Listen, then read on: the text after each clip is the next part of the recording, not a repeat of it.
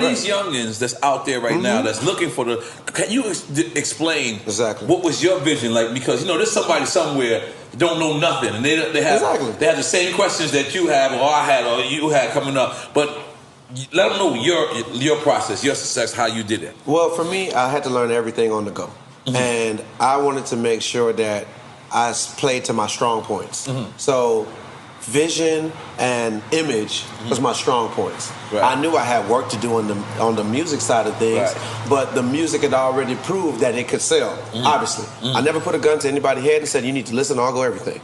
Nobody around me ever did that. We literally just passed out a CD like, bro, check out my new stuff. Because you rock with me, my energy, that's how the first CD started moving around. Because, that's my boy. He done dressed me for 100 summers. That's my boy. Of course I listened to it one time. People gravitated. Was on here, he told he was a stylist at one point. You know what I'm saying? So like that right there gravitated, that what made the first CDs move around or whatever. So that got the CD going, got the music going. People gravitated to number 6, which was I'll Go Everything. They just gravitated to it. I never told anybody, you should listen to number 6, because number 6 wasn't the strongest song to me.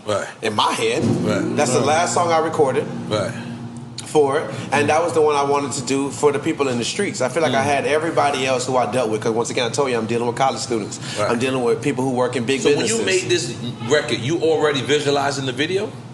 I didn't visualize the video until it was actually time to do the video. And where's that video at? College Park? That's not College Park. No, that video's on the south side. I mean, he just said he didn't even think that was the record. What I learned in my experience in the corporate world and with Rockefeller was, if I want to be truly happy, I got to put up the money. Because whoever puts up the money is the boss. And that's that. It doesn't matter if someone gave someone a lot of money to watch. That's not a boss. That's a supervisor. And that supervisor usually thinks he's a boss and projects as a boss and will piss someone else off that's putting up the money. So a lot of my frustration would come from the fact that everyone that was speaking, none of them put up the dough. And we put up our own money. We were partners. We had a 50-50 venture. So in that environment, it would frustrate me.